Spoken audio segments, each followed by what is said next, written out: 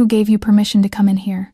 The words left Alessandro De Luca's mouth before his mind had time to catch up with his eyes. For a split second, he thought he was seeing a shadow, some strange trick of the underground lights that hummed too softly in the war room at 4:15 in the morning. This room did that sometimes. It swallowed sound, distorted distance, made a man feel as though the walls themselves were leaning in to listen. Then the chair moved. Alessandro froze just inside the doorway, one hand still resting on the cold steel handle. His other hand had already found the grip of the beretta beneath his vest. His heart did not race. It slowed. That was how it always worked when the world stopped making sense. This room could not have been entered. 3 layers of biometric locks guarded the door. A retinal scan, a fingerprint, a physical brass key that never left the inside pocket of his jacket. No consigliere, no capo. No soldier had ever stepped inside without him. This was where the De Luca family kept its bones, territory maps, encrypted communication grids, every dollar in every account that officially did not exist, and yet a child was sitting at his desk. Who gave permission to come in here? Alessandro said again, louder now, the authority in his voice sharpened by disbelief. The child flinched, just barely, a tiny hitch in the small shoulders, a pause in the rhythm of the typing, but her eyes never lifted from the screen. That detail unsettled him more than the intrusion itself. She did not turn around. She did not cry out. She did not slide down from the chair or look for a way past him. Instead, she leaned closer to the monitor as though startled less by his voice than by something she had almost caught on the screen. Her face was lit by shifting lines of green and pale blue. Her feet dangled above the polished floor, small sneakers hovering inches above the wood, as if gravity itself had not yet decided to claim her. Alessandro took one slow step forward, then another, until he stood at the edge of the desk. Up close, the impossible became undeniable. The main monitor was not locked. Windows overlapped and reorganized themselves as her cursor moved with a precision no child that age should have owned. The encrypted communication grid of the entire organization was spread across the screen, breathing in slow, luminous pulses. Every node in the family network laid bare. "Step away from the keyboard," he said, forcing calm into his voice. "Right now." The little girl swallowed. He saw the small movement in her throat. She was 6 years old at most, maybe 7. Her frame slight beneath a jacket 2 sizes too large. "I just need 1 more minute," she whispered. The words landed with weight he did not expect. He was about to speak again when she lifted one small hand and pointed at a spot on the grid, a single node that pulsed just slightly out of rhythm with the rest, half a heartbeat late, half a heartbeat quiet. "Don't you see it, mister?" she said softly, still not looking at him. "That part right there. It doesn't see itself." Alessandro did not draw the beretta. His hand fell away from the grip almost without his permission, and he took one step closer to the desk, close enough now that he could smell the faint trace of pencil shavings and something like strawberry shampoo in the air. The child did not move. She only waited, one small finger still hovering above the pulsing node, as though holding a place in a book she was afraid to lose. "Every node reports back," she said quietly. "That's how you know it's alive. It sends a little breath home, and the system counts the breath. But this one here, it never breathes back." She tapped the screen once, gently, the way another child might touch a sleeping animal. If it never breathes back, nobody checks on it. And if nobody checks on it, someone can send words through it, and no one will hear. It's like a hallway with no lights. You can walk through it every night, and nobody will know your footsteps were there. Alessandro felt the cold begin at the base of his spine and travel slowly upward. He had built this network with the help of 3 separate specialists across 2 continents. He had paid a security architect from Zurich more money than most men made in a decade to verify the design. Not one of them had ever mentioned this. Not one had ever pulled him aside and said, "There is a hallway in your house where no light reaches." His eyes moved across the grid again with new sight. Once the child had named the shape of the flaw, he could not unsee it.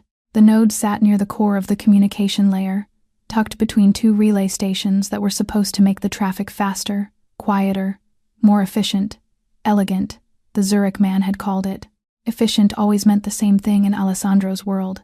It meant someone had chosen not to look. "Who taught you this?" he said. His voice was low now, no longer an order, a question aimed at something he could not yet see clearly. The girl did not answer. Her small hand drifted from the keyboard and moved on its own to her collarbone, the way a person's hand goes to a scar they have learned to carry. Her fingers slipped beneath the collar of the oversized jacket and closed around something she seemed to have touched 1,000 times before. The light from the monitor caught it as she moved. A thin silver chain, a small pendant lifting free of the fabric for the length of a breath. A wolf's head. Silver. Old craftsmanship, the eye of the wolf cut so cleanly it seemed to blink under the pale blue glow of the grid. Alessandro stopped breathing. He knew that pendant. He had held one exactly like it in his own hand 5 years ago, on a night when the family had gathered in the great hall upstairs, and he had lifted the chain over the bowed head of a young man who had earned it through 6 years of quiet, faultless service. There were only 42 of these pendants in the world. Each one carried the wolf of the De Luca crest on one side and a small mark on the reverse, engraved with the year the wearer had entered the inner circle. Each one was accounted for. Each one had a name written next to it in a ledger Alessandro kept in a drawer no one else opened. And 1 year ago, in a room 3 floors above this one, on a night when rain had beaten the tall windows like open hands, Alessandro had torn one of those pendants from the neck of the man he had trusted most beneath his own blood. That pendant, this pendant, the little girl looked up at him for the first time. Her small fingers still closed around the silver wolf, her eyes dark and steady in a face too young for the weight it seemed to carry. "What is your name?" Alessandro said. His voice was softer now, but it carried the weight of stone. He did not move closer. He did not have to. The distance between them had already collapsed the moment he recognized the pendant. Whatever this child was, whoever had sent her or brought her or let her walk into this room, she was no longer a stranger. She turned in the chair for the first time, fully facing him, and the movement was slow and careful, the way a small animal turns toward something it has decided not to run from. Her dark eyes met his without flinching. There was no fear there. There was no defiance either. There was only the steadiness of a child who had already lived through the worst version of this moment in her imagination many times, and had come here anyway. "Annie," she said. "Annie Hill." Alessandro did not move. He did not blink. Somewhere very far away, in a corner of his mind that had been sealed shut for 12 months, a door swung open on rusted hinges. He saw the great hall 3 floors above him, as it had been that night, 1 year ago. He saw the rain hammering the tall windows, the black marble floor gleaming under the chandeliers, the semicircle of capos standing in their dark suits like a jury of stone. He saw Marcus Hill kneeling in the center of that circle, hands loose at his sides, head slightly bowed but not lowered, his shoulders unbroken beneath the ceremonial jacket he had worn on his first night in the inner circle 5 years earlier. Alessandro had walked toward him in that memory. He had lifted the silver chain from Marcus's neck with his own hands. Marcus had not resisted. He had not begged. He had only looked up at Alessandro with the eyes of a man who had discovered that the truth could be bought and sold like any other commodity, and that the price of his had already been paid by someone else. "You will see," Marcus had said quietly, as the chain slid free. Only that, nothing more. Alessandro had believed the paperwork. He had believed the intercepted calls, the account transfers, the witness statements gathered by the man he trusted second only to his own father's memory. He had believed everything except the man himself. He forced his eyes back to the child in the chair. "Your father is a traitor," he said. The words came out harder than he intended, because part of him was still trying to convince himself. "He sold us to the Romano family. He betrayed every man who ever swore the wolf on his neck. Do you understand what your father did?" Annie did not cry. She did not argue. She did not even blink for a long moment. And when she finally spoke, her voice was not the voice of a 6-year-old defending her father from a stranger. It was the voice of a child who had lived for a full year inside the shadow of that accusation, who had heard it whispered at the school gate and shouted through cheap apartment walls, who had watched her father grow thinner and quieter and more careful of every step he took in the world. "He didn't," she said. "He isn't, and I'm going to prove it." She did not raise her voice. She did not have to. The certainty in it was the kind that adults spent decades trying to buy back and never could. Alessandro opened his mouth to answer, but she was not finished. Her small hand rose again and pointed at the pulsing node on the monitor behind her, the quiet hallway that no one had ever walked through with a light. "If I don't fix it before the bad men find out I saw it," she said, "they will say my daddy did it again. Everyone will say it, and this time nobody will look. Again." The word struck him below the ribs, in a place a bullet had once found and healed over. Again meant it had never stopped. Again meant the real hand had never left the room. Again meant that for 12 months, while a good man ate cold food in a cheap apartment, and a child learned to carry a father's silence, someone had continued to walk through the dark hallway with confidence, because the door had been closed behind Marcus Hill and locked from the inside. Alessandro did not speak. He walked around the desk with the slowness of a man who did not trust his own weight. and he lowered himself into the smaller chair beside her. His shoulder was almost level with the top of her head. He gestured once at the keyboard, a small motion of the hand, granting her permission he had never granted another living soul at that workstation. "Show me," he said. Annie did not hesitate. Her small fingers returned to the keys with the calm of someone who had rehearsed this moment alone in a bedroom for months. She closed one window and opened another, and Alessandro found himself looking at an access log he had personally signed off on, except that he had never seen it displayed this way.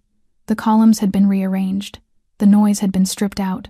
What remained was a clean stack of timestamps, each one paired with a single line of routing metadata that his own dashboards had always buried beneath 3 layers of summary. She scrolled, and scrolled, and scrolled. The traffic through the quiet node stretched back 2 full years. Small at first, then steadier, then rhythmic, like a heartbeat that had learned to match the family's own breathing. There were long gaps around holidays, spikes before every major shipment, a slow and careful pattern that would have been impossible for a casual observer to see and impossible for a trained observer to miss once the noise was gone. Then she scrolled past a date Alessandro would remember for the rest of his life. The date Marcus Hill had been removed from every system, every access list, every corner of the family's digital body. The traffic did not stop. It thinned for 2 weeks, the way a river narrows around a stone. Then it widened again, resumed its rhythm, and kept going through last winter, kept going through the spring loss of the Bronx warehouse, kept going through the summer ambush on the Long Island convoy, kept going into the small hours of this very morning. Alessandro felt the blood in his back turn to cold water. Marcus could not have been the one. Marcus had been outside every wall of this house for 12 months. Marcus had no keys, no codes, no fingerprints on any system that mattered. The traffic had continued without him, which meant it had never needed him, which meant the hand belonged to someone else, and had always belonged to someone else, and had been careful enough to make sure the wolf's teeth closed on the wrong throat. He sat very still. The pale blue light of the monitor moved across his face like slow water. Somewhere in the walls of the mansion, the old heating system clicked on with a soft mechanical sigh, and the sound felt impossibly loud in the room. He turned his head slowly and looked at the child beside him. She was 6 years old. She had walked into a room that 3 specialists on 2 continents had sworn was untouchable. She had opened a door that the entire DeLuca family, including its most feared enemies, had believed did not exist, and in doing so, she had reached across a full year of quiet, deliberate work and put her small hand on his shoulder just before he stepped into a pit he had already dug halfway. He did not know yet how she had gotten in. He did not know yet how long she had been there. He did not know what her mother thought of any of this, or whether her mother even knew. He only knew that if she had come 1 week later, or 1 day later, or perhaps 1 hour later, he would have continued to sign papers and give orders and mourn a betrayal that had never happened, while the real hand behind the wolf reached deeper into everything he loved. Alessandro pulled out his phone. He did not dial the head of house security. He did not dial his consigliere. He did not dial any of the 4 capos who could be at the mansion within 20 minutes with a full crew. He dialed the only person in the world he trusted without a second thought. Isabella answered on the second ring, her voice already awake, the way it always was when the phone rang before dawn. She had learned to sleep like a soldier before she was old enough to drive. "Come down to the war room," he said. "Alone. Now. Do not stop for anyone in the hallways." He did not have to explain.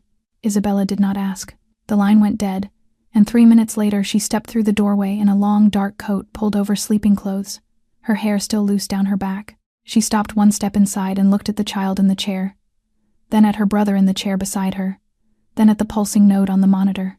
She did not react. Not with her face, not with her hands.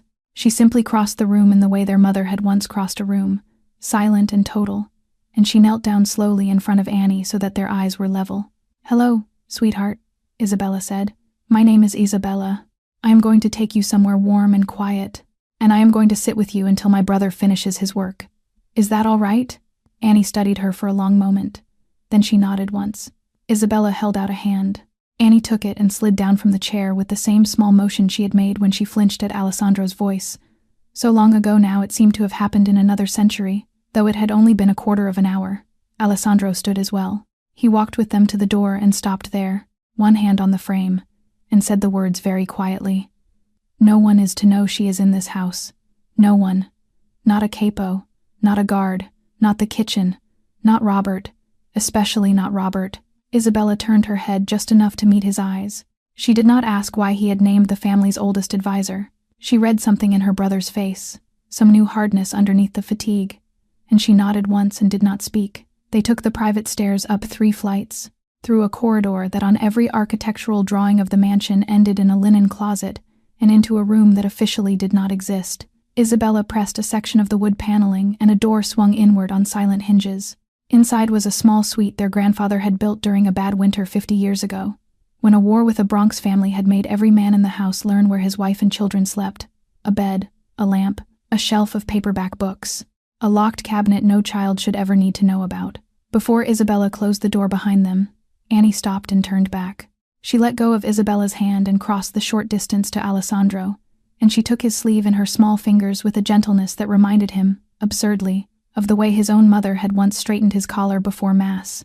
The silver chain lifted free of her jacket as she looked up at him, the wolf's head catching the low light of the corridor sconce and burning for a moment against the fabric of her chest.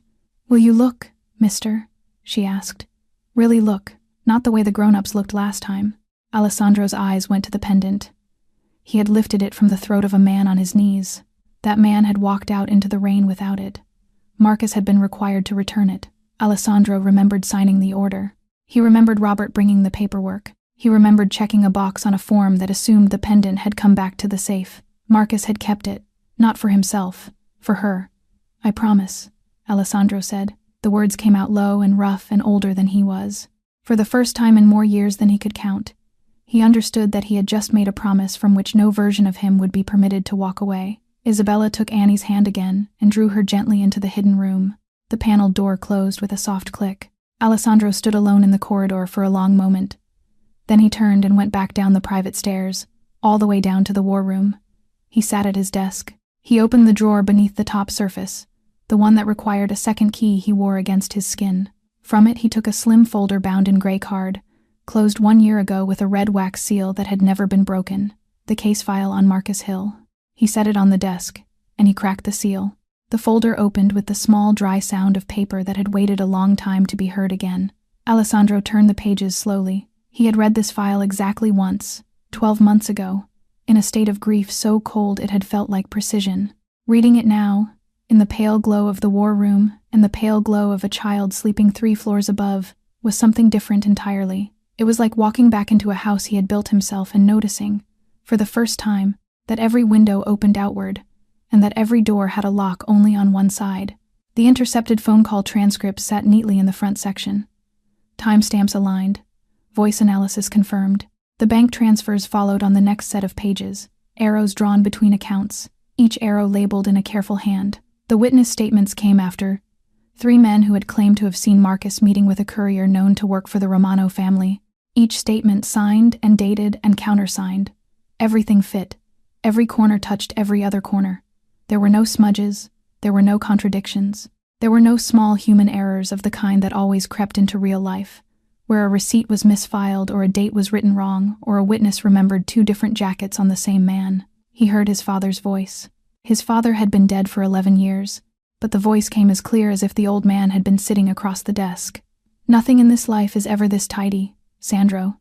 When you find something tidy, look for the hand that swept it clean." Alessandro closed the file. He set it aside. He did not need to keep reading it. He needed to test it against something the file could not touch. He turned to the second workstation, the one that lived on the far side of the desk, isolated from every internal network of the family. It was linked only to a small stack of external drives. Alessandro maintained himself.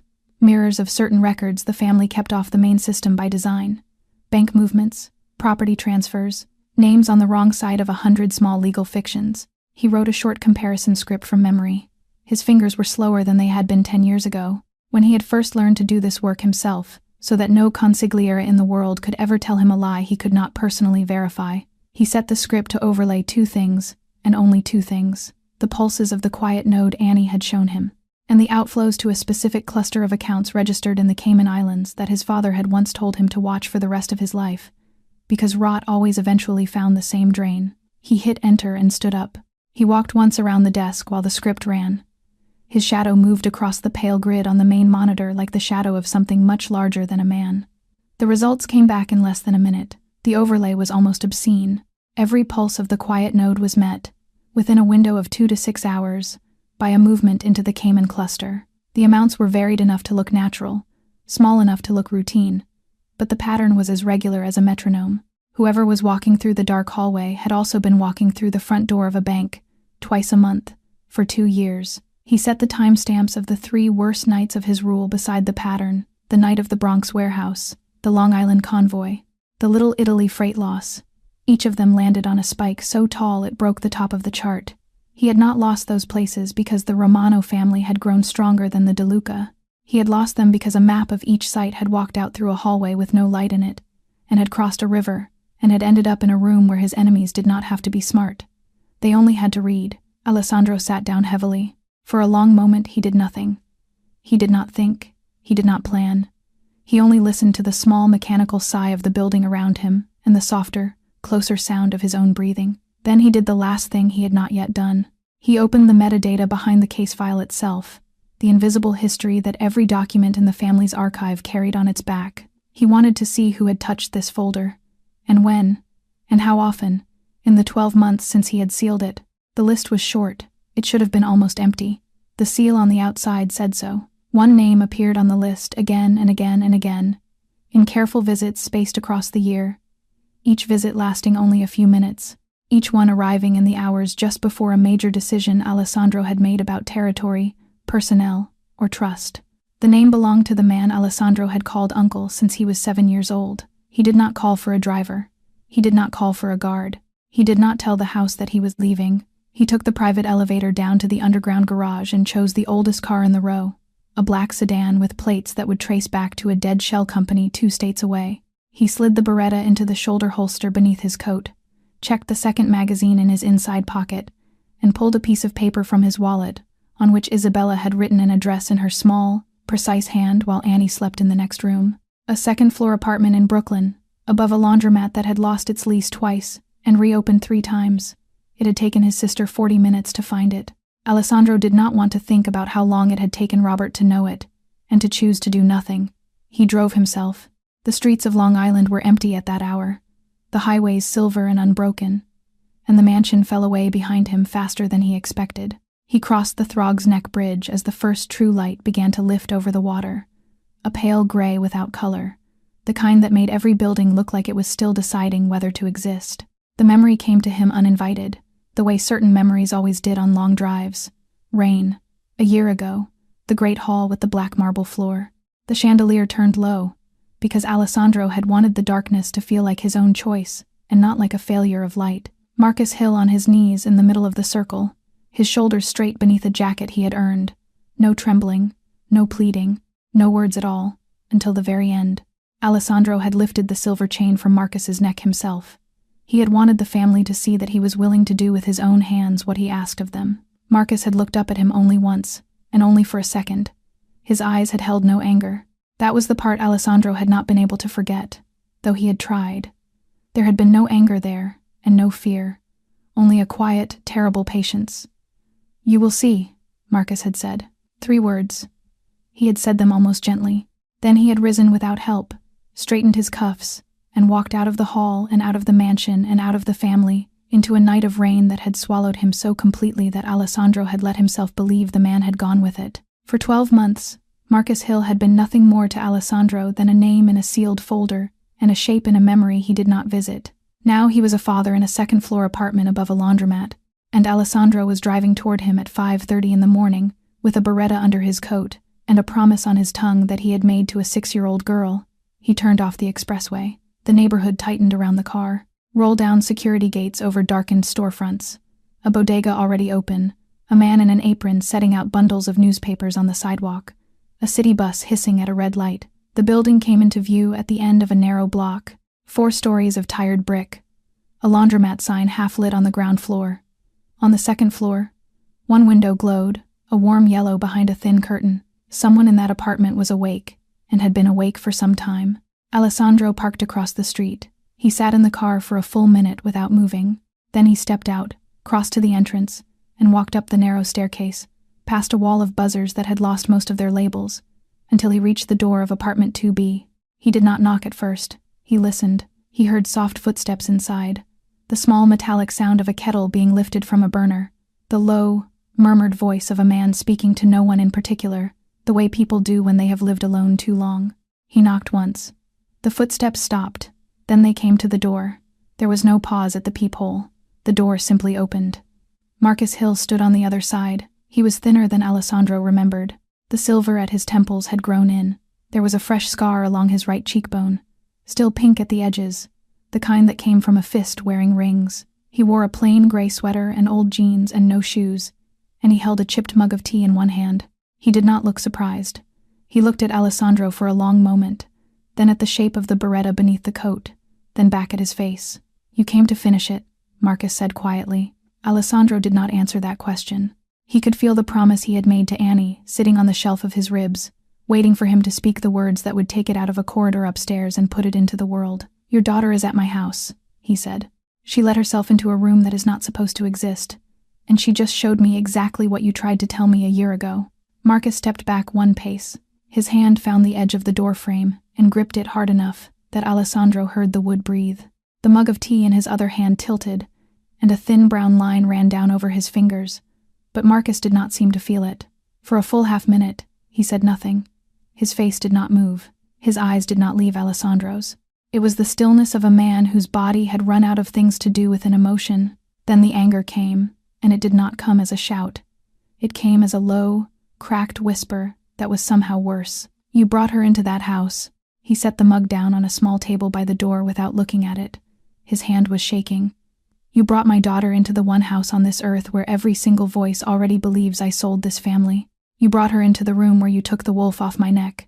You brought her there, and you drove here to tell me." Alessandro did not move.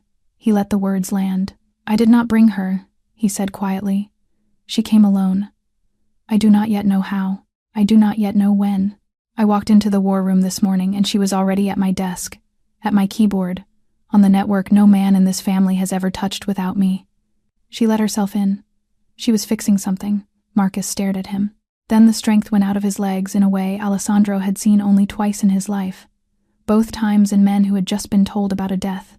Marcus turned, walked 3 steps into the small apartment, and lowered himself onto a worn couch with the careful movements of a man whose body had been carrying more weight than it was built for. Alessandro closed the door behind him and did not sit. Marcus put his face in his hands for a moment. When he lifted it, his eyes were dry, but only because there was nothing left in him for tears to do. "Sarah is dead," he said. The name hit the room and stayed there. "She died 8 months ago. Pancreatic. By the time anyone caught it, there was nothing to catch. The doctors gave her 4 weeks. She lasted 6. She spent most of them apologizing to Annie for something she had not done, because there was no time left to explain to a 5-year-old the difference between an unfair world and a broken mother." Alessandro felt his shoulders drop an inch he had not known he was holding up. "We lost our insurance the week after you took the pendant," Marcus said. "Not because the family stopped it. You did not stop it. But no clinic in this city would take a man they had been told was a Romano informant. Word travels faster than any policy. The urgent care doctor she saw in March turned her away for a fever without an examination. The second one billed us at cash rates. By the time we got in front of someone who would actually look, she was already yellow." He looked up at Alessandro. His eyes were older than they had been a year ago. "She did not die because I lost my job. She died because the world you and I built together decided that I was no longer worth touching. And she was in the same room with me." Alessandro's throat closed. He did not speak. There was nothing on his tongue that would not have been an insult in that room. Marcus went on, quieter now. "Annie stopped talking for almost 3 months after the funeral. Not to anyone. Not to me. Then one night I came home from a night shift, stalking a warehouse in Sunset Park, and I found her on my old laptop. I had left it open by accident. She had it turned around to a page of my notes. She looked up at me and she said, 'Daddy, this looks like a hallway,' and she pointed at exactly the same spot on the diagram that she pointed at for you this morning. I know, because I have looked at that spot 10,000 times." Alessandro closed his eyes for 1 second, then opened them. Marcus stood. He walked to a small desk in the corner, unlocked a drawer, and lifted out a small black notebook, the kind with an elastic band, well worn at the corners. He set it on the desk and rested his hand on it, the way a man rests his hand on the head of a dog he has loved for a very long time. "Everything is in here," Marcus said. "Every ping, every timestamp I could reconstruct from memory after you took my access. Every guess I made about who was using the hallway. I have been afraid to give it to anyone, because the last time I gave it to someone, my wife started dying. Alessandro finally spoke. His voice was low. I will not ask forgiveness. Not now. Not ever, probably. That is not what I came for. He met Marcus's eyes. I will help you clear your name, and I will bring the hand that swept the file clean into a room where it cannot leave. I swear this on the wolf. Marcus picked up the notebook. He held it against his chest for a moment, as if measuring what it would cost him to let it go. I will help you, he said. But listen to me carefully, Alessandro. If anything happens to Annie because of this, anything at all, I will kill you with my own hands before you can call for a single one of your guards. Nod if you understand me. Alessandro nodded once. Marcus held the notebook out. They drove back in silence, the notebook resting on Marcus's knee, his hand flat over it as though pressing something down. The sun had risen while they were inside the apartment, and the Brooklyn streets had begun to fill with delivery vans and men in reflective vests carrying paper cups. Alessandro took a longer route home, doubling back once through a residential grid to be certain no headlights had chosen to keep them company. None had. They entered the mansion through the service door beneath the greenhouse, a passage that appeared on no floor plan. Alessandro led Marcus up the private stairs to the 3rd floor and through the corridor that ended in a linen closet on every architectural drawing of the house. Isabella opened the paneled door before he could touch it. Marcus stepped inside, and Annie was already off the small couch and across the room, before his second foot crossed the threshold. She did not run. She did not cry. She walked to him with the same steady certainty she had shown in the war room, and she pressed her face into his sweater with the quiet completeness of a child who had been carrying something too heavy for too many months and could finally set it down for a moment. Marcus lowered himself to one knee and held her without a sound. His hand cupped the back of her head. The silver chain lay against her throat between them. Alessandro turned his eyes away. Isabella touched his elbow. She did not speak. She only gave him one small nod, the same nod their mother had once given men returning from long nights, and she withdrew to the far wall to give the family a moment that did not belong to her. When Marcus finally stood, his eyes were red, but his voice was steady. Where do we work? Alessandro brought them back down to the war room, only the 3 of them and the sleeping child they carried in a blanket between them. Annie curled up in a deep leather armchair in the corner, one small hand curled beneath her cheek, the wolf pendant lying free of her collar in the low light. Isabella settled a second blanket over her and took a chair beside her without a word. 2 monitors, 3 people, 1 target. Marcus took the workstation as though he had never left it. His hands moved with the economy of a man who had not lost anything of what he once knew, only the permission to use it. He typed a sequence that closed 6 background processes Alessandro had not even known were running, then opened a diagnostic layer Alessandro had personally paid a specialist in Zurich $60,000 to build, and rebuilt half of it in place in 11 minutes. Give me the top-tier access badge, Marcus said quietly, not looking up. Alessandro removed the small chip from the inside of his own jacket, the one that lived closer to his skin than his own wallet, and set it on the desk. Marcus did not thank him. He simply slotted it and kept working. Layer by layer, the truth peeled back. The quiet node was not simply a leak. Marcus said the word once, then discarded it. A leak was passive. A leak was an accident. What they were looking at was not an accident. It was a corridor. Someone had been walking through it every week for 2 years, carrying the family in his arms in small, quiet armfuls. They found ship manifests routed to a mirror address and then wiped from the internal server. They found capo movements pinged out to a receiving node 20 minutes before Alessandro had personally approved them, which meant the pings had gone out during the meetings in which the decisions were made. They found expansion plans for 2 neighborhoods in Queens that had died in committee last spring, and that had somehow surfaced anyway in Romano hands 3 days later. 2 years of the family's life had been slowly siphoned through a hallway no one was allowed to see. Alessandro stood behind Marcus and did not sit again. His hand kept finding the back of the chair, the way another man's hand might have found a rosary. Every new file that opened was another small breath punched out of the room. Isabella watched from her chair beside Annie. She did not ask questions. She only saw. Once she reached out and gently pushed a strand of hair away from Annie's forehead, and the wolf on the child's throat caught the monitor light and threw a small silver reflection onto the ceiling. Marcus worked in silence for another 20 minutes. Then he stopped. He had been chasing a single line of metadata across 3 subsystems, following it the way a hunter follows a broken twig. It was the header of a routing certificate.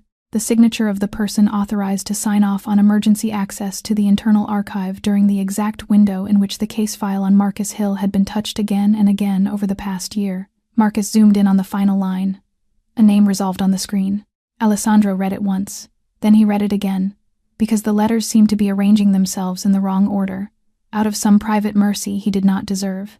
The name on the monitor was the name of the man who had lifted Alessandro onto his shoulders at 7 years old, who had stood behind Alessandro's father for 30 years, who had signed the last 3 condolence cards Alessandro had received in his own home.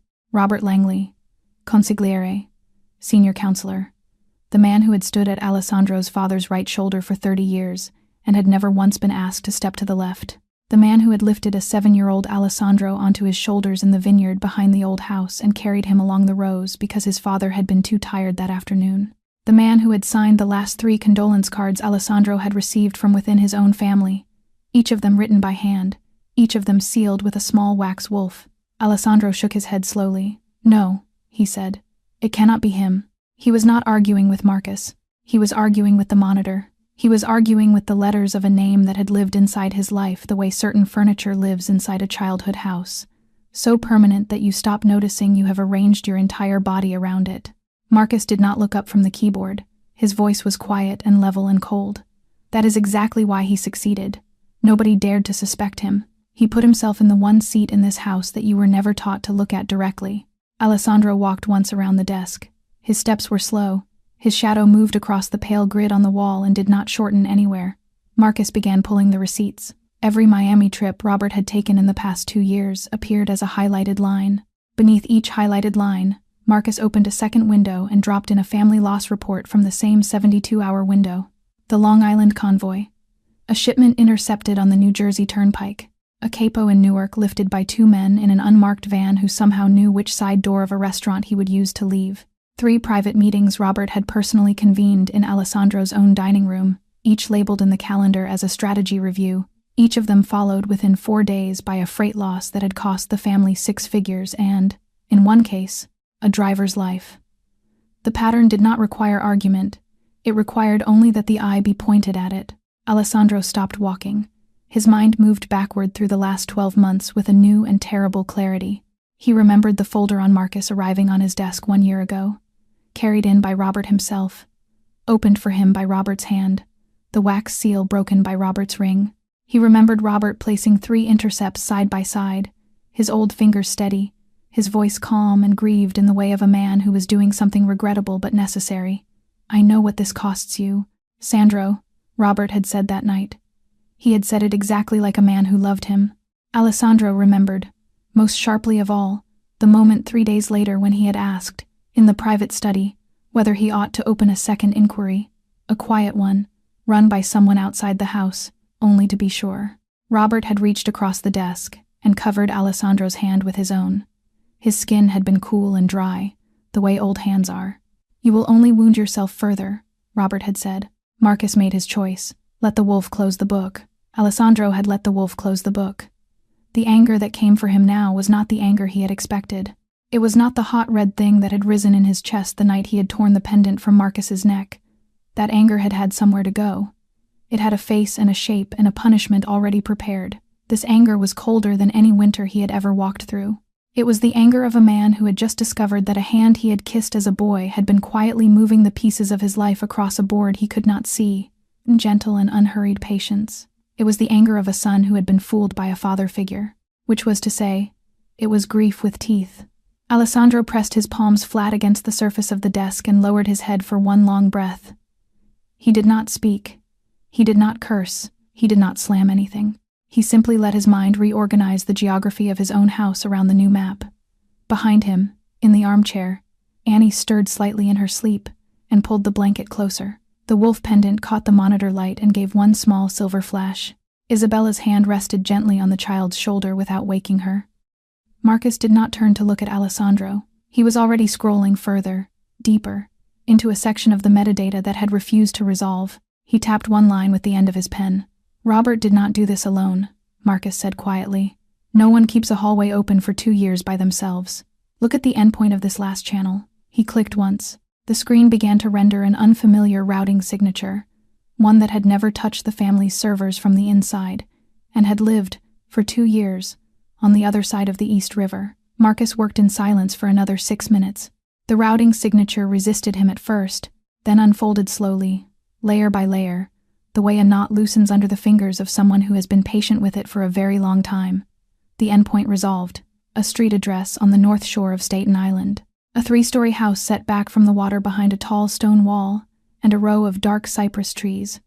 Registered on paper to a maritime import concern that had not moved a single crate of anything in 11 years. Owned in fact by a man whose name Alessandro had personally circled in red on a briefing document only 6 weeks ago. Vincent Romano. The head of the Romano family, the man whose crews had killed 2 DeLuca soldiers in the Bronx warehouse ambush 18 months ago. The man whose people had rolled up a freight convoy on the Long Island Expressway and left 3 trucks burning at the shoulder. The man who had sat down at the negotiating table in Little Italy last winter and shaken Alessandro's hand with a smile that Alessandro had chosen, at the time, to read as caution rather than as knowledge. The room did not move for a long moment. The 3 of them sat in the pale blue light of the monitor, as though it had washed the color out of the air. Alessandro stood. He walked to the far wall and back. He walked to the far wall and back again. His footsteps were the only sound in the room. This was not simply a leak in the house. It was not simply a rot in the roof beams. This was a war that had been fought against him for 2 years, with a map drawn from the inside of his own living room, folded neatly, and handed across a river. Marcus spoke without turning his head. You did not lose the Bronx warehouse because Romano was stronger than you. You did not lose the convoy because his men were smarter. You did not lose the freight because his intelligence was better. You lost every one of those places because Robert sold him the map. Every corner, every guard rotation, every alternate route, every safe house you moved your capos to after the first attack. All of it, weeks in advance, sometimes months. He did not have to beat you. He had to unfold what Robert gave him and follow the arrows. Alessandro stopped walking. He closed his hands into fists at his sides. His knuckles went white and then whiter, until the skin over them seemed almost translucent under the low light. He did not raise his voice. He did not curse. He did not permit himself either of those small releases, because the anger inside him was of a kind that did not deserve to be spent cheaply on the walls of his own house. He turned his head slowly and looked at Annie. She was still asleep in the deep armchair. One small hand had escaped the blanket and lay curled against her cheek. The silver wolf pendant rested on her collarbone, rising and falling with her breath in a slow and unbothered rhythm. She had walked through 3 layers of biometric locks and a physical brass key. She had sat in a chair that no man in this family, including his own father before he died, had been permitted to occupy without him. She had opened a door that his Zurich specialist had sworn to God did not exist. She had done all of it with a black notebook of her father's handwriting, and a child's willingness to actually look at what she saw. A team of 30 men had failed to see for 2 years what a 6-year-old had seen in a single early morning, because the 6-year-old had never learned to look away. Isabella was watching him from her chair. She did not speak. She only met his eyes, and gave the smallest possible tilt of her head, the private signal from their childhood that meant, whatever you decide, I am already standing. Alessandro exhaled once, slowly. He was about to speak when his phone vibrated against his hip. He answered without looking at the screen, because there was only one person in the mansion who had the number that made the vibration pattern that short. Isabella's voice came through in a whisper, stripped of every ornament. "Brother," she said, "Robert just came up to the 3rd floor. He is standing at the top of the stairs. He has asked me why the light is on in the back guest suite." Alessandro stopped breathing. Isabella did not wait for him to answer. She was already moving as she whispered, and he could hear the small, precise sounds of her working through the situation with her hands. A lamp switch clicked off in the background of the call. Fabric shifted. A door closed with the careless softness of someone who wanted to be seen closing it. "I told him I was checking the vent," she said.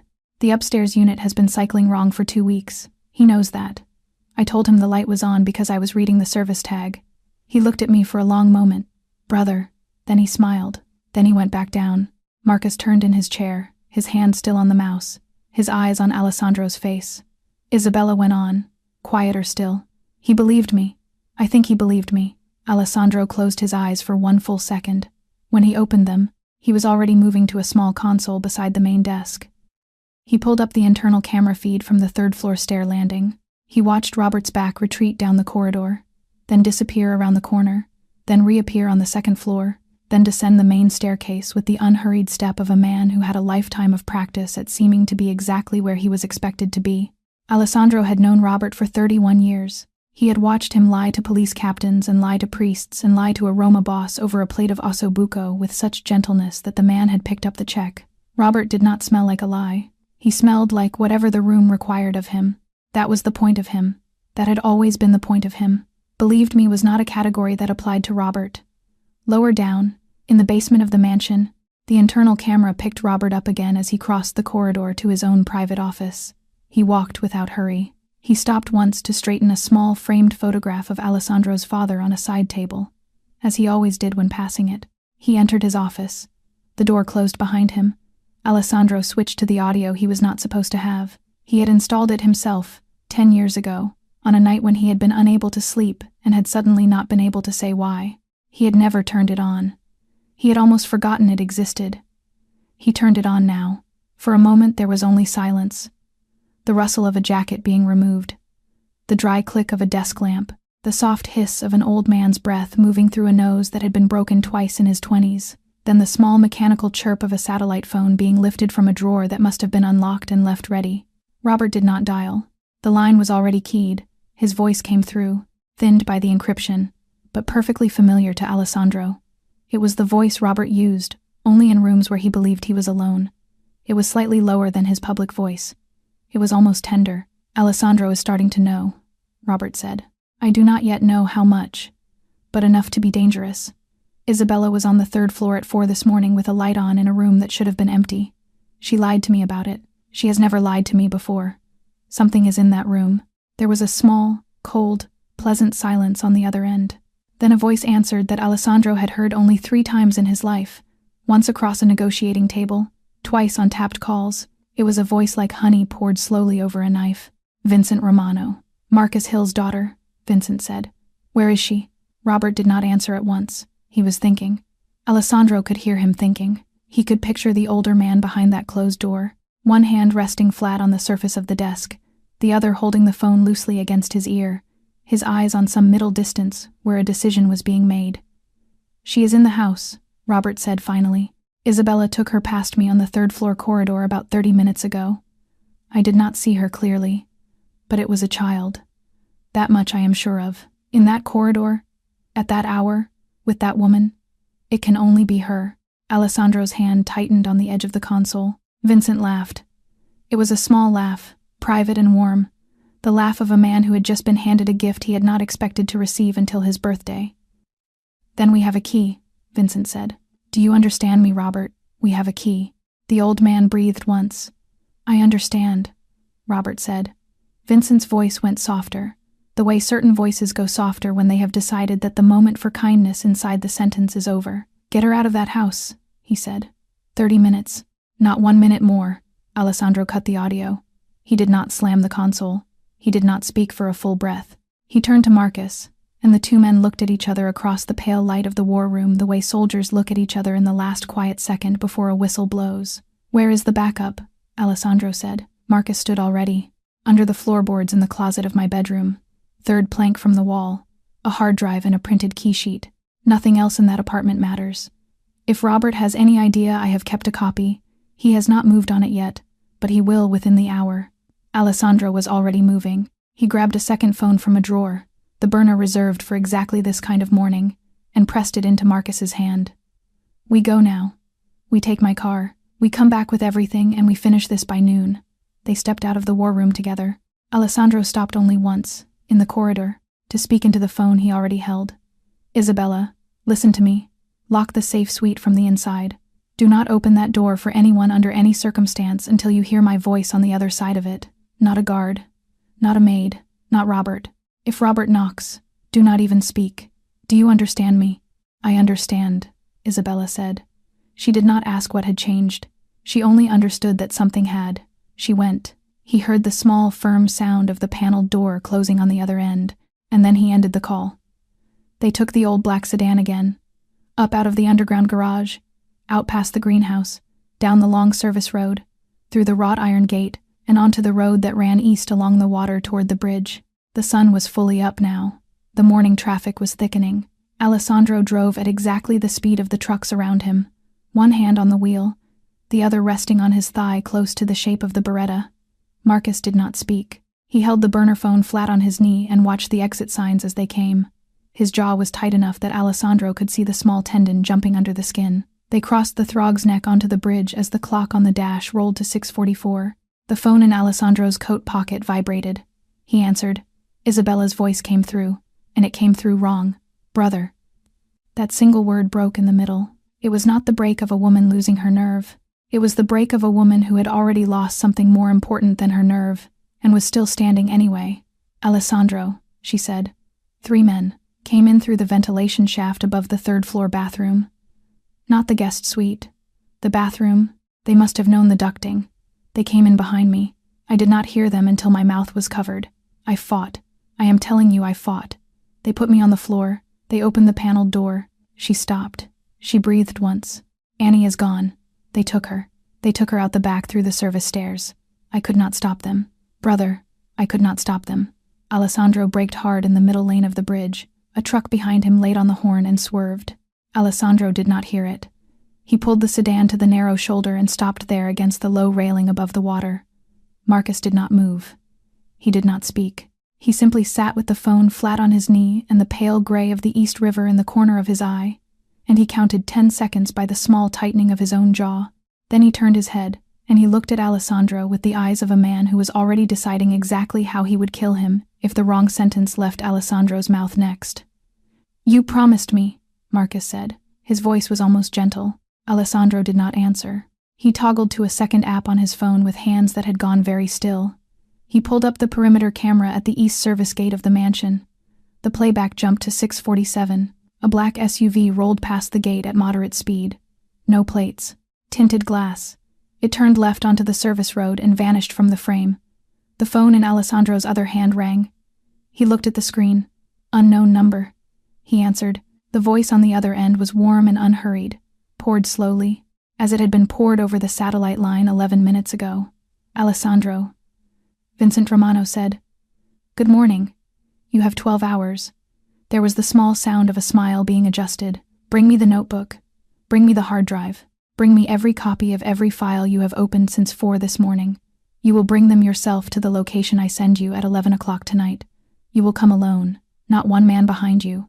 Not one man ahead of you. Vincent paused. Then his voice softened, and softened was worse. If you fail me in any of these things, the girl will be returned to her father in the mail. In pieces. Slowly. Over several weeks. Do we understand each other? Alessandro did not speak. He did not raise his voice. He did not strike the wheel with the flat of his hand, the way a lesser man might have, to give the moment somewhere to go. He simply ended the call, set the phone down on the console between the seats, and looked once out through the windshield at the pale water beneath the bridge.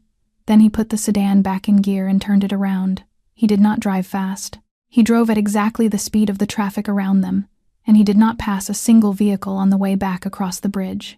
Marcus sat beside him with the burner phone still flat on his knee. Neither man spoke. There are silences in a car that mean 2 men are refusing to look at each other. This was not that kind of silence. This was the silence of 2 hunters who had already agreed, without a word, about what came next. Alessandro's stillness had a name in the old country. His grandmother had used the word once, at a table in a garden long ago, describing a dog that had gone quiet in a hedgerow. It was the stillness of a wolf just before the wolf breaks cover. They came through the service gate at 7-11. Alessandro did not go in through the main house. He drove straight down into the underground level, past the row of cars, to the small steel door at the far end of the garage that opened into a corridor most of the house had forgotten existed. He made 3 calls from the car before he stepped out of it. By the time he reached the command room in the sub-basement, 12 men were on their way. He had chosen them by hand while Marcus watched. Not the men closest to him. Not the men Robert had promoted. The men Robert had, over the past 2 years, quietly recommended against. Alessandro had noticed. He had not understood until this morning why he had noticed. He understood now. They arrived in 4s, at 3 separate service entrances, unarmed until they were inside. They did not ask questions. They took the seats Alessandro pointed to.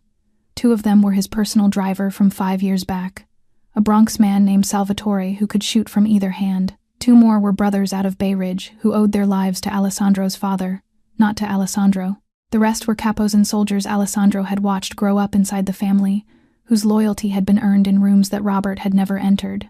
Alessandro walked to the head of the long steel table and did not sit. Marcus was already at the far end of the room, at the analyst's console. Alessandro had installed him there before the men arrived. There was no weapon in front of him. There was a laptop and a monitor and a wired headset and full access to every tracking system the family owned. Alessandro spoke to the room in a voice that had gone very quiet. Vincent Romano's people took a 6-year-old girl out of my house at 6:47 this morning. Marcus Hill's daughter. My guest. Under my roof. Under my hand. She is the reason we know the name of the man who has been selling this family to Vincent for 2 years. That name is Robert Langley. Not one of the 12 men moved. One of them, the older of the Bay Ridge brothers, closed his eyes for a single second. That was the only reaction the room permitted itself. Alessandro turned to Marcus. You are the only man alive who can trace the signal on the line Vincent is using. My people have chased it for 6 months. They cannot even find the door. You built the door. Marcus did not look up. He was already inside the software. His fingers had not stopped moving since he had sat down. I know I did, he said. Alessandro turned back to the room. You are here because Robert never trusted you. That is why you are alive today. That is why you are the 12 who will get her back. He was about to continue when a soft chime broke from the console at Marcus's elbow. Isabella's voice came through the wired speaker. She was in the main house upstairs. There was a raw edge under her words that Alessandro had heard exactly twice in her life, once at their mother's funeral and once at their father's. Brother, she said. I checked the corridor cameras. Robert left the mansion 4 minutes after they took one. He walked out the front. Nobody stopped him. Nobody thought to. He drove out in his own car. He is gone. Alessandro exhaled once. Of course he was gone. He was about to speak to the room again, when Salvatore's phone buzzed against the steel table. Salvatore looked at it, then held it up so Alessandro could see the screen without having to move. The message was from the capo who ran the Little Italy block. 3 lines, no punctuation. 2 SUVs on the corner of Mulberry, 4 more on Grand, men on foot in the alley behind the club. Then a second message came in on the phone of the man beside him, from a different capo in a different borough. Then a third message on a third phone, from the compound on Long Island, South Bronx, and the Long Island house, he said. All 3. Right now. He is going for everything. Alessandro stood very still for 2 seconds. Then his hand moved once across the surface of the steel table, drawing a line down its center with the edge of his palm, and he began to speak with the calm economy of a man who had already made the impossible choice inside his own head and was now simply telling the room about it. Salvatore, you take 4. Little Italy. Hold the block. Do not push out into the street. Let them come to you. If they try to burn the club, let them. Buildings can be rebuilt. The Bay Ridge brothers. You take 4. Between the 2 of you, split the Bronx warehouse and the Long Island house. Whichever holds the longest. The other collapses in and reinforces. Do not chase them. Do not follow them out. Hold your corners. That leaves me 8. That is what I take with me for the girl. The old military consigliere Alessandro had inherited from his father cleared his throat once from the far end of the table. He was 71.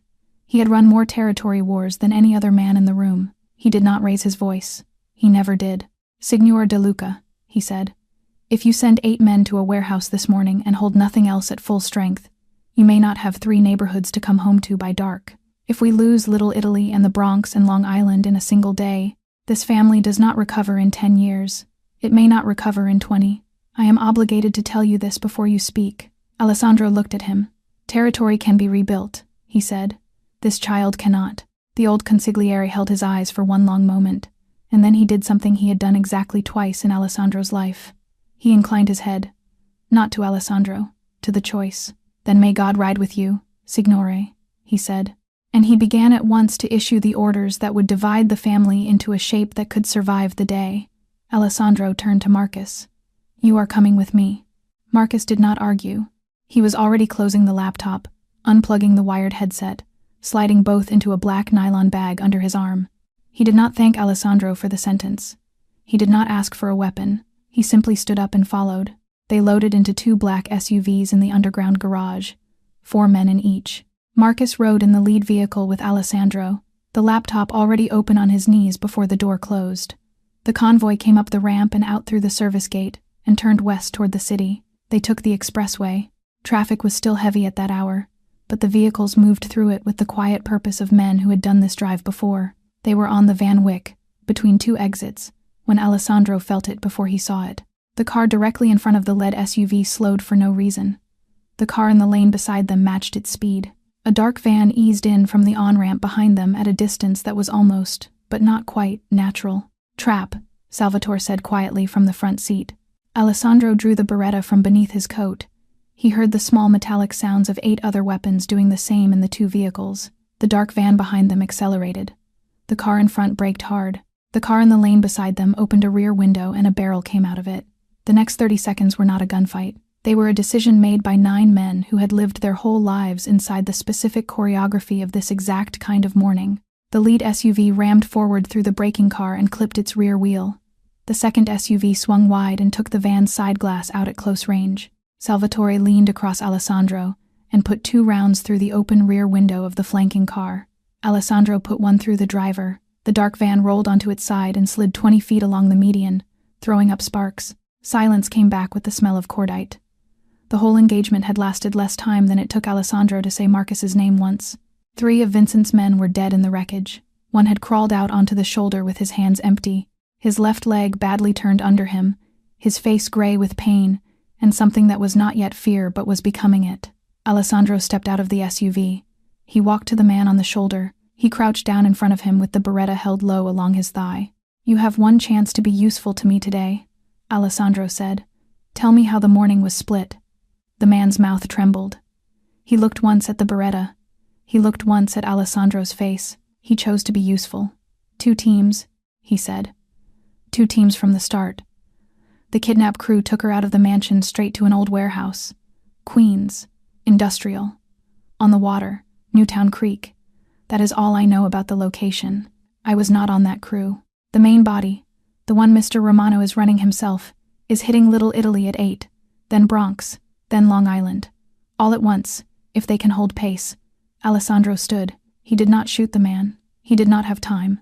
He signaled to the second SUV, and 2 of his soldiers stepped out, cuffed the man to the guardrail, and left him for the state troopers who would arrive within the hour. By the time Alessandro was back in the lead SUV, Marcus already had the laptop humming on his knees, a small forest of narrow signal bars rising and falling across the screen. He was sweeping frequencies across the industrial belt of Queens, between the Kosciuszko and the Pulaski, band by band, hunting for the specific fingerprint of the encrypted line Vincent had been using for 2 years, the line Marcus had built the door of. His finger stopped moving on the trackpad.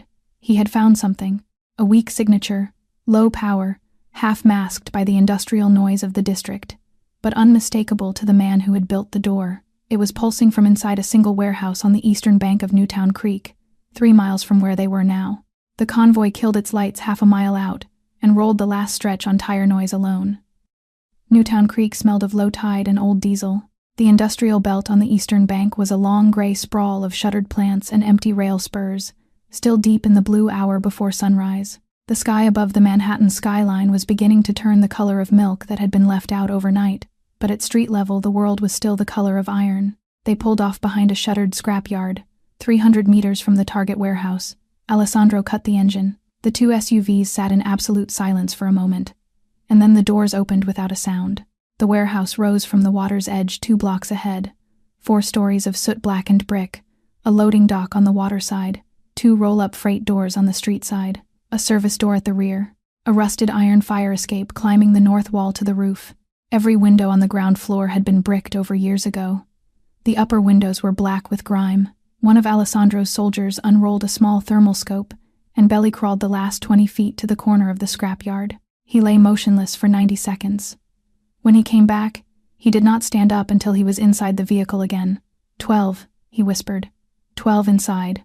2 on the loading dock roof, 3 near the front freight doors, 4 spread across the main floor, 2 at the rear, and 1, dead center of the main floor.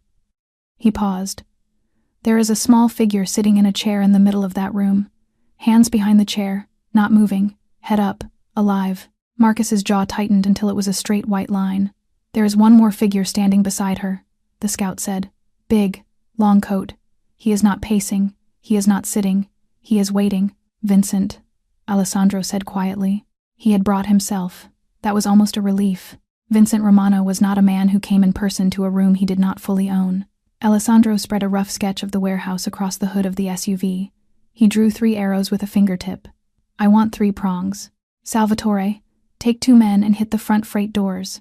You are the noise. You are the reason they look forward. You do not push in. You draw them out. Give me 30 seconds of full attention on the street. 2 more. The rear service door. Quiet entry. Take the 2 men at that door before they know you are there. Move up the interior wall. Do not engage the center of the floor. Wait for me. The last 2. Fire escape. To the roof. Take the 2 on the loading dock roof from above.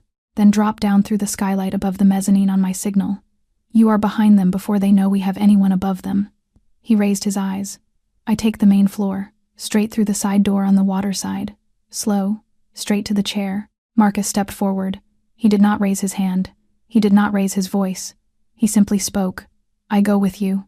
Alessandro looked at him. Vincent will not shoot me the moment he sees me, Marcus said. He will want to enjoy it first. He will want a sentence. That sentence is the second you need. For a long breath, Alessandro did not move. Then he reached under the seat of the SUV and took out a small black Glock 19. He checked the magazine, seated it, worked the slide once, and held the weapon out grip first. Marcus took it. His hand shook. Just a little. Just enough for Alessandro to notice and to choose to say nothing about. Marcus had not held a firearm in 12 months. He looked down at the Glock in his own palm, and Alessandro heard him breathe once, very quietly, 3 words spoken so softly that only a man standing beside him could hear. For Annie, Marcus said. Alessandro reached out and placed his hand on Marcus's shoulder. He did not squeeze. He simply set it there and let it stay. We bring your daughter home, he said. Marcus nodded once. He did not trust himself with more. The teams moved into position across the next 4 minutes in the way that men who had done this before could move. Low along fences, close to walls, feet placed on concrete instead of gravel. Salvatore and his 2 settled into cover behind a rusted delivery truck across from the front freight doors. The rear pair reached the service door and waited on the wall beside it, tools already out. The roof team began the slow climb up the north fire escape, 1 rung at a time, on the sides of their boots.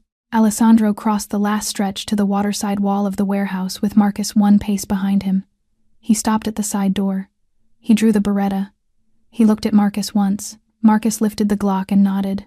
Alessandro raised his other hand, 3 fingers extended. He counted them down without a sound. 3, 2, 1. The first crack of sunrise came over the roofline of Long Island City and threw a thin bar of gold across the shattered upper windows of the warehouse. From the front, a truck engine roared to life. Glass exploded outward from the front freight doors as Salvatore's crew tore into the street with everything they had. The morning began. The warehouse detonated into sound. Salvatore's crew hammered the front freight doors with a wall of controlled fire, drawing the 3 men positioned there into a hard defensive angle they had rehearsed 100 times against the wrong kind of attacker. On the roof, 2 soft, close cracks put the pair of lookouts on the loading dock roof down before either of them had turned his head. At the back, a small iron pry bar defeated the service door in under 4 seconds, and 2 of the men Vincent had left at the rear were on the concrete floor before they registered the door had moved. Alessandro's side door came open on the 3rd kick. The DeLuca team moved through the warehouse the way a single body moves through its own house at night, without collision, without hesitation, without waste. Every corner was cleared in pairs. Every angle was owned before it was crossed. No man fired at a target he could not see clearly, and no man fired twice at a target that had already gone down. The soldiers Robert had spent 3 years trying to keep away from Alessandro's inner circle were, exactly as Alessandro had suspected, the best men his father had ever brought into this family.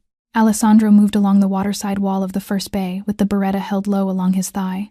Marcus was 1 pace behind him and 1 step to his left, the Glock held in his offhand, because his right shoulder still carried the memory of a bullet from 6 years ago. Marcus fired twice from that awkward left-handed grip, and hit twice, both center mass, both men down before they had understood which door had opened.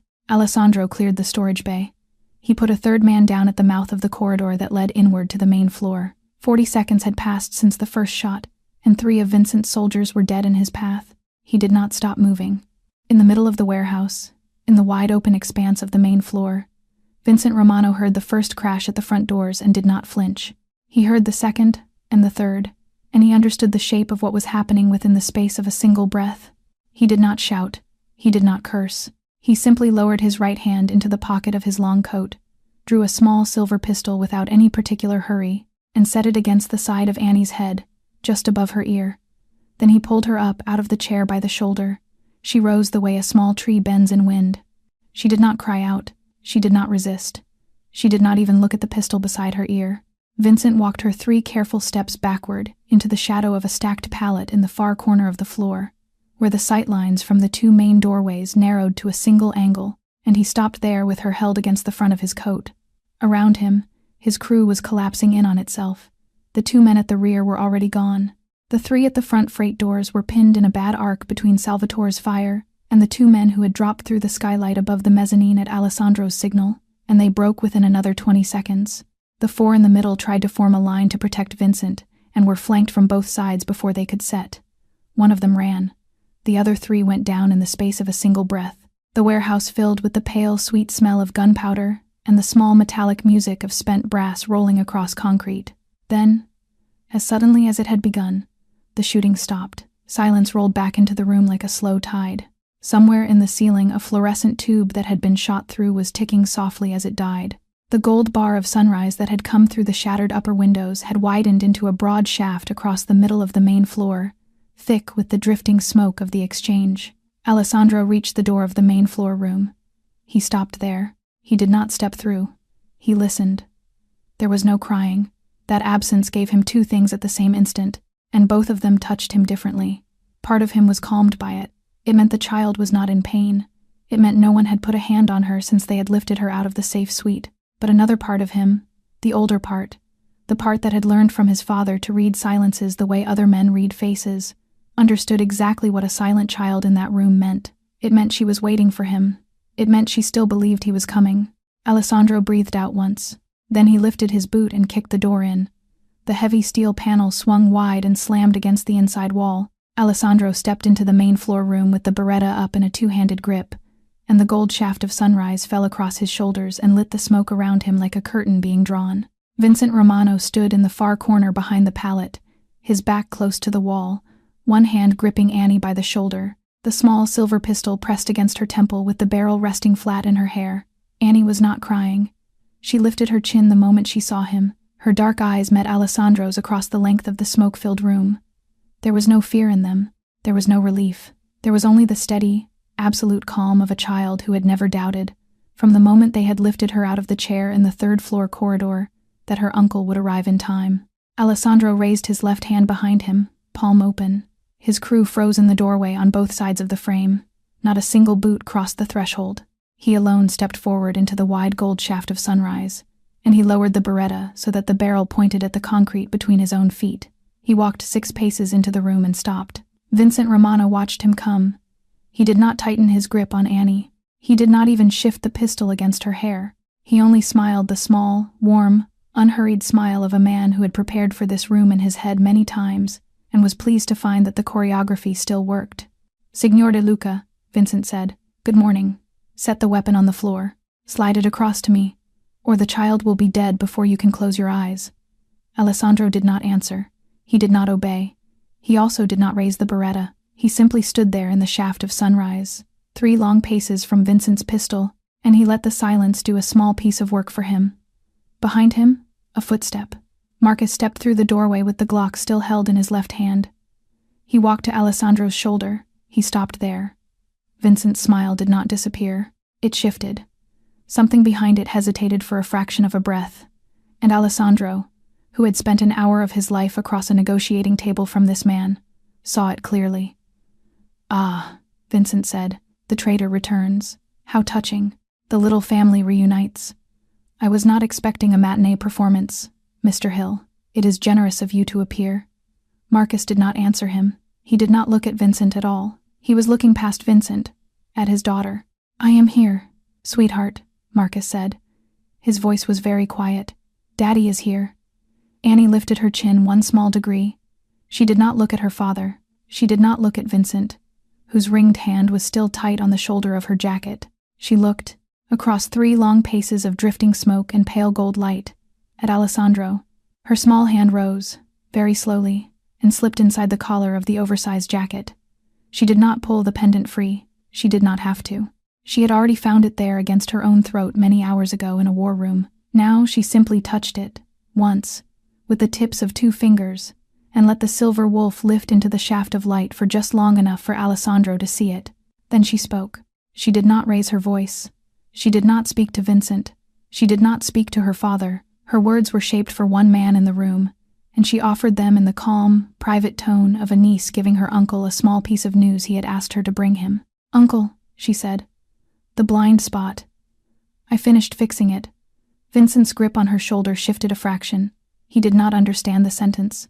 He did not know what a blind spot meant in the mouth of a 6-year-old girl standing in a warehouse at sunrise with a pistol in her hair. He did not know what she could possibly have finished. His eyes flicked once from Alessandro's face to hers, and back to Alessandro's, and in that flick, a tiny thing happened at the corner of his mouth. It was not fear. Vincent Romano was not a man who feared inside a room he still controlled. It was the smallest possible tightening of confusion, the kind a man makes when a sentence has arrived from the wrong direction, and his mind is briefly busy sorting out which pocket to put it in. That tightening lasted no longer than a single beat of Alessandro's heart. It was the only tightening Alessandro had ever needed from any man in his life. His left hand came up under the beretta with the smoothness of a motion he had practiced 10,000 times as a boy in his father's basement range. His shoulders squared. His eye found the small silver pistol beside Annie's temple, and then his eye found the wrist beneath it, and then his eye found the narrow strip of skin just behind the thumb where the tendons ran shallow beneath the sleeve of Vincent's coat. He fired once. A single round.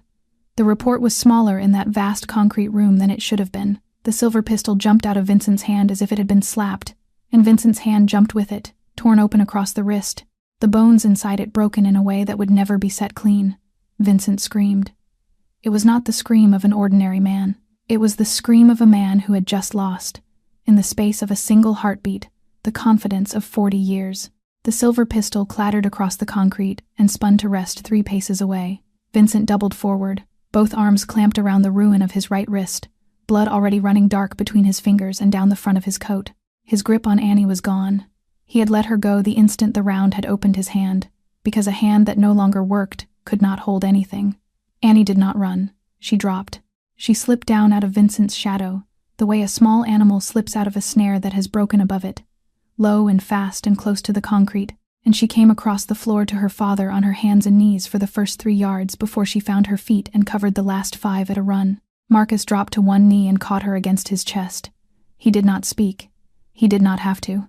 His arms closed around her the way arms close around something that has just been returned from a place a father is not permitted to imagine, and he pressed his face into the top of her hair, and for the first time in a full year he began to cry. He cried without sound. His shoulders shook once, and then again, and then he was still, holding her, one hand cupping the back of her small head, the other flat and steady between her shoulder blades. Annie did not cry. She only fitted herself against him and closed her small hand around the silver wolf on her own throat, as if to prove to her father that she had never let go of it. Alessandro did not look at them. He walked forward across the shaft of gold light to Vincent, and with one clean sweep of his boot he sent the small silver pistol skidding across the concrete into the far shadow behind a pallet, where it would take Vincent a full minute to crawl to it with one hand. Then he stopped, standing over Vincent, and lowered the beretta again along his thigh. Behind him, at the rear of the warehouse, the service door opened. It did not open the way the door of an enemy opens. It opened softly, a hinge that knew how to be careful, a step that had entered too many rooms with a purpose to be loud in any of them. Robert Langley walked into the warehouse. He was in the same immaculate charcoal suit he had worn to the mansion that morning. His hair was still combed. His shoes were still clean. In his right hand, held low along his own thigh, in a mirror of Alessandro's stance, was an old Colt revolver with a mother-of-pearl grip, the same Colt that Alessandro's father had once told him a story about at a dinner table 30 years ago. It had been a gift. From a friend. Robert raised the Colt and set it against Alessandro's back at a distance of 5 paces. "I should have credited you with more intelligence, my boy," he said. His voice was almost gentle. It had the same gentleness it had carried in the private study 1 year ago when he had told Alessandro to let the wolf close the book. Alessandro did not turn around. "You are late, Uncle Robert," he said quietly. There was a small movement against Marcus's shoulder. Annie had lifted her head. Her eyes had gone past her father, past Alessandro, into the shadow behind the man in the charcoal suit. "Daddy," she whispered, "behind Uncle Robert." Marcus did not lift his head. He did not have to. From the darkness beyond the loading dock, Isabella De Luca stepped out into the gold light of the morning, with a small nickel-plated pistol raised at eye level, and her long dark coat still buttoned to the throat. She had not been in the convoy. She had not been on the manifest.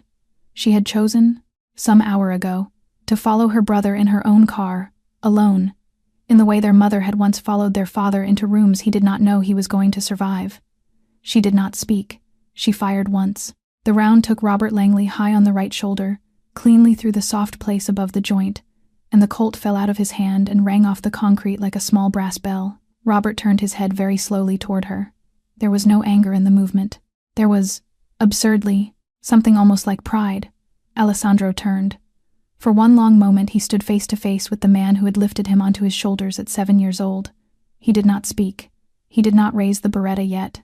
He simply looked at Robert Langley across 5 paces of drifting smoke and gold light, and behind his eyes a small procession of images passed. He saw Marcus Hill on his knees in the great hall a year ago, the rain drumming the tall windows, the silver chain lifting from his neck without resistance. He saw a woman he had never met dying of an untreated cancer in a Brooklyn apartment 8 months later, because the world he and Robert had built together had decided her husband was no longer worth touching. He saw a 6-year-old girl asleep in a leather armchair with a wolf pendant on her throat, breathing quietly in the pale blue light of the war room, having done in one early morning what 30 men on the family payroll had failed to do in 2 years.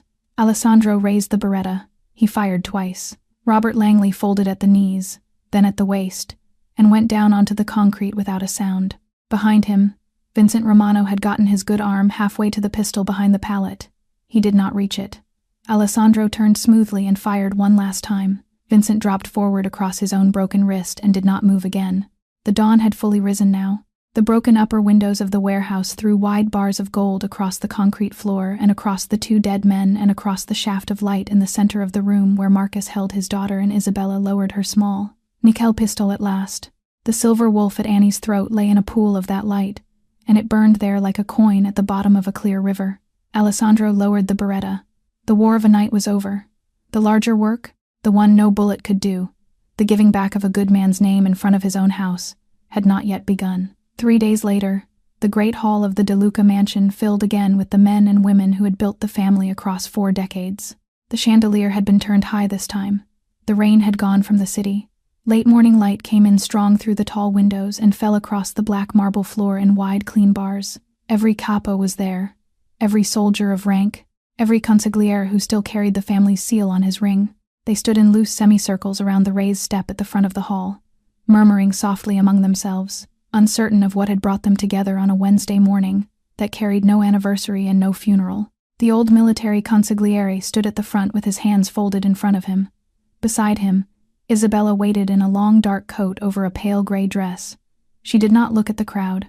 She looked once at the door at the side of the hall, and then she looked at her brother. Alessandro stepped up onto the raised step. He did not carry a paper. He did not open a folder. He did not bring a microphone up to his mouth, though a small brass stand had been set there for him. He simply stood where his father had once stood, and he waited until the last murmur in the hall had thinned into silence. Then he began to speak, slowly and clearly, in the voice of a man who had rehearsed nothing. 1 year ago, in this hall, on a night of hard rain, I stripped the wolf from the neck of a loyal man. The silence in the hall changed shape. I did it in front of you. I did it with my own hand. I told you he had betrayed us. I told you the evidence was complete. I told you I had looked at it myself, and that my heart, though heavy, was certain. He paused. He let the room feel the weight of that certainty being spoken aloud again. I was wrong. Not a single person in the hall moved. The evidence had been arranged. The hand that arranged it lived under this roof. It sat at my father's right shoulder for 30 years. It signed condolence cards for me in my own study. It advised me, 1 year ago, in a private room, to close the book and to seek no second inquiry. I closed the book. I sought no second inquiry. I trusted the paperwork instead of the man. I let a good man walk out of this house into a storm that eventually killed his wife, and I did not notice, because I was not looking. His voice did not rise. It did not need to. I was reminded to look by a 6-year-old girl. She let herself into the most guarded room in this house on Monday morning. She sat in my chair. She showed me a corridor in our own walls that I had been paying specialists to swear did not exist. She did what 30 of my men had failed to do for 2 years, because she was willing to look at what she saw. She saved this family from a mistake that would have taken 10 years to survive. He turned his head to the side. "Marcus, please." At the side door of the hall, Marcus Hill stepped through in a plain dark suit, and Annie walked beside him with her small hand tucked inside his. Her hair had been braided that morning by Isabella. The oversized jacket had been left in the safe suite. She wore a simple dark dress, and above the collar of the dress, on a thin silver chain that had been polished for the first time in a year, the small silver wolf rested against her throat. They walked the length of the hall together. Marcus did not look at the capos. He looked at Alessandro. They stopped at the raised step. Alessandro reached into the inner pocket of his vest and drew out the second wolf, the one Annie had lifted from her own throat and pressed into his hand at breakfast that morning without saying a word. He held it flat in his palm for a moment, where the whole hall could see it, and then he stepped down onto the marble beside Marcus.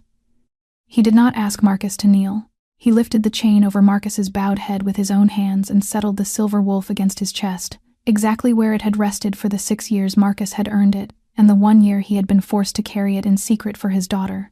The hall was silent. Then, at the front of the crowd, the old military consigliere lowered his head. Not to Alessandro, to Marcus. Behind him, one by one, in ones and twos and threes, the capos of the De Luca family bowed their heads, not to their boss. To the man beside him, Annie stood at her father's hip with her small hand still folded around his. Isabella stepped down from the raised step and set her hand lightly on the child's shoulder, and Annie leaned once into that touch and then straightened again beside her father. Alessandro turned back to the hall. "From today," he said, "this family carries a new rule. When someone points at a place and says it is broken, we look. We do not close the book. We do not soothe ourselves with the word loyalty. We look. This is Annie's rule." He let the words settle. Then he stepped down from the raised step, and the great hall began to breathe again. Injustice rarely survives in this world because it is strong. It survives because it is ignored. It hides in the small, tidy places where good people have stopped looking, because looking would be uncomfortable, because looking would cost them a friend, because looking would ask them to admit that they were wrong. Sometimes it takes the honesty of a child to remind grown men and women to look again. Honor is not given, it is seen, and when we are brave enough to admit our mistakes, honor is one of the few things in this life that can be returned. Have you ever watched a kind person be blamed for something they did not do, while everyone around them chose not to look closely? Perhaps it was a coworker, a neighbor, a family member, a friend. Perhaps it was you. Share your story in the comments below. Tell us what happened. Tell us who finally looked. We read every comment on this channel, and there are many people watching who need to know they are not the only one who has lived through it. If this story moved you today, please take a moment to press the like button, subscribe to our channel, and share this video with someone who might need to hear it. Every like, every subscription, every share helps us continue to bring you a new story each day, and it helps these stories reach the people whose hearts they were made for. We wish you strong health, a peaceful mind, and days that are gentle with you. May you always have at least one person in your life who is willing to look closely when you tell the truth, and may you find the courage to be that person for someone else. Thank you for spending this time with us today. Goodbye for now, and we will see you again in the next story.